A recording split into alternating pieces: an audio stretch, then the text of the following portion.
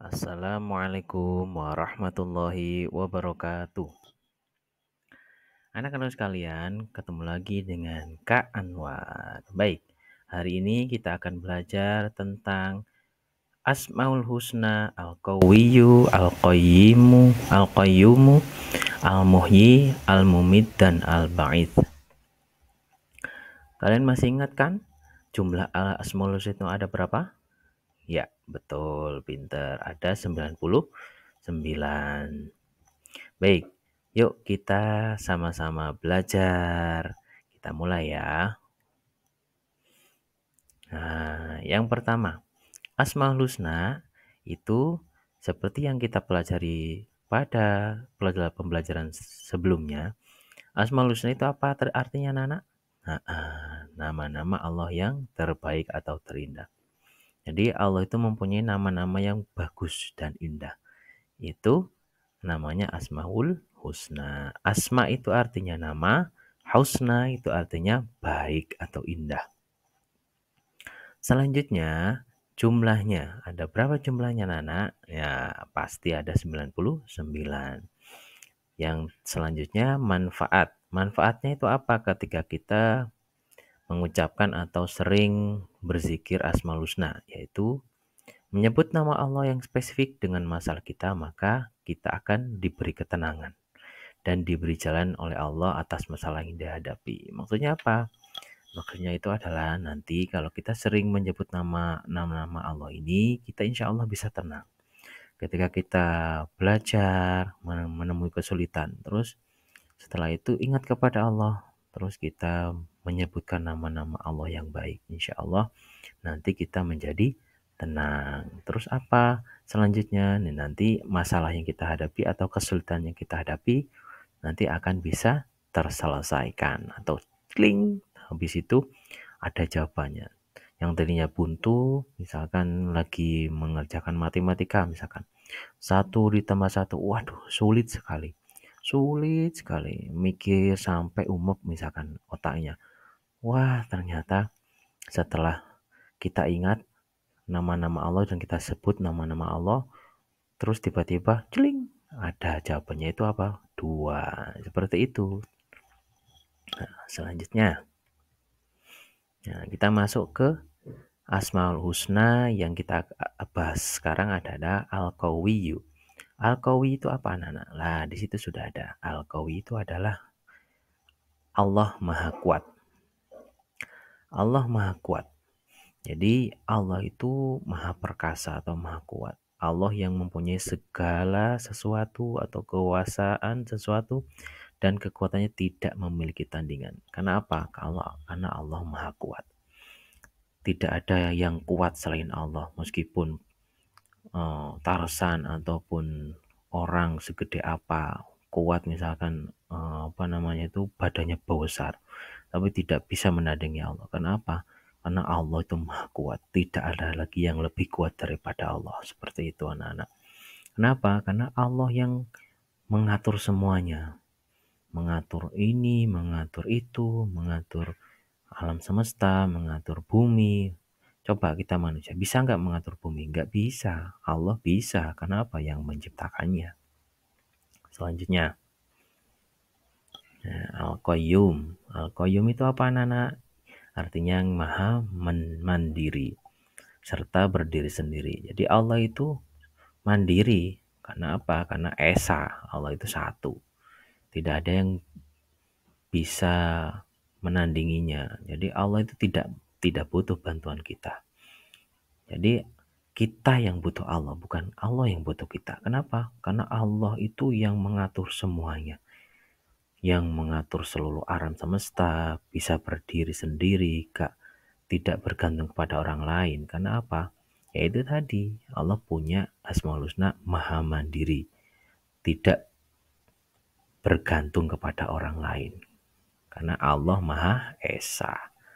Jadi tidak bergantung. Karena apa? Allah cuma satu. Dan Allah itu bisa semuanya sendiri. Ciptakan apa aja, kun, jadi, fayakun, maka jadilah. Jadi seperti itu. Kalau kita kun sampai kapanpun ngomong kun sampai tua ya nggak bisa. Kenapa? Karena kita manusia.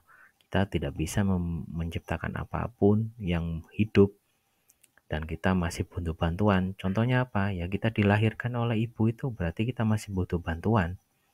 Kita kalau minta apa-apa ke ibu, ke ayah, minta sangu, ya aku pengen jajan. Nah itu berarti kita masih butuh bantuan. Kalau Allah enggak, Allah mau apapun langsung celingkun. Jadi, fayakun, maka jadilah. Seperti itu anak-anak. Selanjutnya, Al-Muhyi. Apa artinya? Yang maha menghidupkan. Apa itu artinya? Yang maha menghidupkan itu Allah itu maha kuasa. Jadi Allah yang bisa, atau Allah yang satu-satunya yang bisa memberi kehidupan, yang bisa menciptakan kehidupan.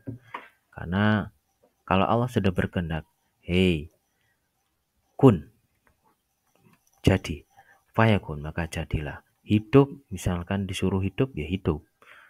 Makanya Allah menciptakan kita kan diawali apa? Dari ruh.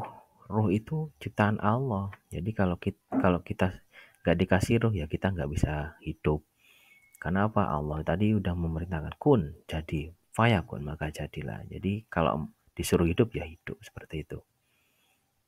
Nah, selanjutnya Al-Mumit, yang maha mematikan. Segala sesuatu pasti binasa kecuali Allah. Kenapa? Karena Allah itu tidak bisa mati, kekal Allah itu. Allah itu kekal. Jadi Allah tidak bisa mati. Meskipun hari kiamat tiba itu Allah nggak mati. Kenapa? Karena Allah yang menciptakan kiamat. Jadi nggak bisa mati. Kecuali kita, makhluk Allah, pasti mati. Sesakti apapun, sekuat apapun kita, pastinya mati. Seperti itu anak-anak. Selanjutnya Al-Ba'is. Apa itu Al-Ba'is? Yang maha membangkitkan. Allah maha membangkitkan. Contoh, misalkan, kalau Allah menghendaki rumput yang yang kering, misalkan hari ini kan bulan ini kan bulan kemarau ya. Jadi kalau Allah menghendaki, hei hujan turunlah di tempat itu, misalkan tanamannya kering, ya turun di sana. Akhirnya apa? Subur, misalnya. Itu membangkitkan. Contohnya lagi, kalau kita nanti itu akan dibangkitkan oleh Allah ketika di padang mahsyar. Ketika kita sudah kiamat, misalkan ketika pas kiamat, kita kan mati semuanya, dan ketika waktunya tiba pas padang mahsyar, maka Allah ngomong, hai malaikat, bangkitkan semuanya. Terus dibangkitkan, ditiupkan trompetnya, terus bangkit semuanya. Itu tanda bahwa Allah maha membangkitkan. Nah, seperti itu anak-anak. Nah, kita lah masuk ke hikmahnya. Apa hikmah dari Asmaul Al-Qawi? Yaitu yang pertama, memperkuat iman dan takwa kita kepada Allah. Jadi semuanya itu bisa memperkuat iman atau kepercayaan kita kepada Allah. Kenapa? Karena kita sudah diberikan bukti-bukti dari Allah. Kebesaran Allah seperti apa. Jadi kita harus memperkuat iman kita ya. Yang kedua, menjadi seorang mukmin dengan pribadi yang kuat secara fisik maupun mental. Maksudnya apa? Tidak mudah putus asa, terus sehat selalu. Jadi harus yakin pada diri sendiri. Jadi nggak boleh terlalu banyak mikir. Kenapa? Kalau kita terlalu banyak mikir nanti sakit. Yang penting tawakal pada Allah. Yang ketiga, melatih untuk selalu memberi bantuan kepada orang yang lemah. Itu. Jadi kita kalau ada teman kita yang kesusahan, misalkan kesusahan dalam pelajaran, ya wes bantu aja. Misalkan dia nggak bisa 1+1, ya kita ajari, bukan kita contui seperti itu ya. Bukan kita kasih contekan. Itu tidak membantu namanya. Itu namanya membiarkan dia dalam ketidakbisaannya, seperti itu. Yang keempat, dengan mengetahui kebesaran Allah, segala perbuatannya dalam puncak kesempurnaan. Jadi Allah itu maha sempurna. Seperti itu anak-anak. Itu hikmah dari Al-Qawi. Yang selanjutnya hikmah dari Al-Qayyum. Yang pertama sama tadi, memperkuat iman dan takwa kita kepada Allah, sama ya. Terus yang kedua, menjadi seorang mukmin yang mandiri. Jadi kita harus mandiri meskipun kita butuh orang lain, tapi kita jangan apa-apa itu minta apa-apa itu minta. Kalau kita bisa ya kita atasi gitu. Misalkan kita nggak bisa 1 tambah 1, terus besok lagi nggak bisa 1 tambah 2. Coba kita caranya gimana biar kita bisa, yaitu apa? Belajar. Itu namanya mandiri. Terus contohnya lagi, kalau kita dulu kecil sering dimandiin, sekarang udah besar ya sudah, mandi sendiri, jangan masa minta dimandiin aja sampai tua, sampai nenek-nenek minta dimandiin, ya kan nggak bisa, nggak bagus tuh seperti itu. Karena apa? Karena orang tua kita itu tidak hidup selamanya, anak-anak. Kalau kita tidak belajar mandiri, kita tidak belajar masak atau belajar menyetrika sendiri, nyuci sendiri, masa kita kata mau apa? Mau menggantungkan kepada orang tua kita. Nanti kalau orang tua kita meninggal gimana? Ya bingung kita. Akhirnya apa? Akhirnya putus asa. Jadi seperti itu. Harus bisa mandiri anak-anak. Yang ketiga, mengetahui kebesaran Allah. Nah, itu tadi. Kebesaran Allah itu apa? Ya itu mandiri itu tadi, ya. Yang keempat, membiasakan diri untuk memberi manfaat pada orang lain. Kalau kita sudah mandiri, kita insya Allah bisa bermanfaat untuk orang lain. Kenapa? Karena orang lain butuh, kita bantu. Seperti itu. Makanya kita harus bisa semuanya. Karena orang yang bermanfaat itu adalah orang yang paling baik. Orang yang mulia itu adalah orang yang paling bermanfaat di antara manusia. Seperti itu.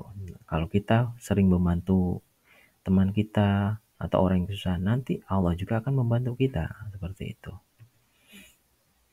Nah, yang selanjutnya itu tadi kita hikmah asmaul husna al-qayyum ya. Selanjutnya hikmah al-mumit. Yang pertama, memahami tujuan hidup ya. Apa tujuan hidup kita? Tujuan hidup kita itu adalah beribadah kepada Allah. Ibadah itu apa? Ibadah apakah sholat saja? Bukan. Ibadah itu diantaranya, kalau ibadah yang wajib itu sholat, ya si rukun Islam itu ya. Sholat, terus zakat, terus yang lain-lain. Sampai naik haji. Terus kalau ibadah yang itu apa? Ibadah yang lain itu yang membantu orang, membantu teman, terutama ibu atau orang tua kalian. Kalau ibu kalian bilang, hei, le, tolong tukono terasi, langsung siap beli terasi ke warung. Bukan, saya tama, saya aku tak ngegame ML atau apa tah, FF, bocah FF, bocil FF. Jangan seperti itu ya. Nanti kalau seperti itu namanya itu durhaka kepada orang tua. Allah nggak suka seperti itu anak-anak ya. Kalau disuruh langsung siap, langsung berangkat seperti itu. Yang kedua, kita harus saling memelihara kelangsungan hidup bersama manusia. Ya, saling membantu tadi. Kalau oh, ada yang belum makan atau ada yang nggak bawa sangu, ya kasih. Bukannya dibiarin atau diiming-iming, itu nggak boleh anak-anak. Selanjutnya yang ketiga, kita harus dapat memberi makna kehidupan. Itu tadi kita harus ngasih tahu hidup itu seperti apa, hidup kepada teman-teman itu ya, hidup itu yang membantu orang itu tadi. Yang keempat, tidak boleh putus asa jika gagal. Nggak boleh. Namanya putus asa, namanya gagal itu wajar. Karena apa? Manusia diciptakan atau dilahirkan itu dalam keadaan kosong, kayak kertas suci putih, nggak ada tulisan apapun. Maka dari itu Allah itu suruh kita untuk belajar. Makanya ada hadisnya, talabal ilmu walau bisin, atau menuntut ilmu ke negeri Cina dari dari bayi sampai meninggal. Nah, itu apa namanya, hadis tentang ilmu. Makanya kita harus belajar biar tidak putus asa tadi. Selanjutnya hikmah al-mumit. Hikmah al-mumit yang pertama apa? Mengekang hawa nafsu supaya tidak melanggar amanah Allah. Kenapa? Karena kalau kita tidak membatasi diri, misalkan kita mau apa, kita pengen download. Sekarang kan maraknya game ya. Kalau game FF ta, ML ta, terus bocil FF atau apa, FF apa RR terserah itu ya. Jadi kita kalau kalau kita waktunya sholat ya sudah sholat. Misalkan pas kita enak main game dari pagi sampai duhur, terus adzan, Allahu Akbar, Allahu Akbar. Nah, kalau anak yang sholih itu langsung ditaruh sholat, bukannya malah dilanjutkan. Nah, itu namanya mengekang hawa nafsu. Jadi nggak boleh berlebihan. Allah itu nggak suka seperti itu. Anak soleh itu kalau disuruh sholat ya sholat. Kalau waktunya belajar ya belajar, seperti itu. Yang kedua, menegakkan amar ma'ruf nahi mungkar. Jadi yang kedua ini, kalau kita melihat teman kita jahil terus menyembunyikan penghapus, ya diambil, diingatkan yang baik-baik. Jangan bilang, kalau mengingatkan jangan sampai menyentak. Weh, kon iku ora tau dhewe wae semel ketek semel, enggak boleh, itu juga enggak baik. Boleh mengingatkan tapi yang baik. Yang ketiga, mengutamakan kepentingan umum daripada kepentingan pribadi. Nah, itu maksudnya itu egois. Jangan egois ya. Jadi kalau kita ada keperluan apa, orang lain butuh bantuan, ya dikasih, seperti itu. Yang keempat, memantap pada untuk menjadikan kehidupan ini sebagai sarana beribadah. Yaitu tadi, tujuan hidup kita itu adalah beribadah kepada Allah, diantaranya membantu orang lain. Yang terakhir, hikmah al-ba'is. Yang pertama, menyadari bahwa orang yang hidup pasti akan mati. Nah, seperti itu. Jadi kita itu harus cerdas. Kata hadis Nabi itu, orang cerdas itu adalah orang yang ingat mati. Maksudnya bukan setiap hari kan, bukan. Maksudnya di sini, kalau kita mau berlaku yang tidak baik, maksiat, ingat mati. Kenapa? Karena siapa tahu ketika kita melakukan itu, Allah mencabut nyawa kita, akhirnya kita jadi jelek, masuk neraka. Mau masuk neraka. Makanya kita harus harus hati-hati. Yang kedua, beramal sebaik-baiknya dan sebanyak-banyaknya. Jadi kita harus banyak beramal solih atau berbuat baik. Insya Allah nanti Allah akan membantu kita. Yang ketiga, membangkitkan semangat hidup dan membantu orang lain menjadi lebih baik. Nah, tugas kita apa? Ya mengingatkan. Kalau ada yang putus asa, diingatkan. Gak oleh putus asa. Harus kuat. Kalau nggak bisa ya bilang, nanti dibantu. Nggak boleh putus asa, karena Allah tidak suka.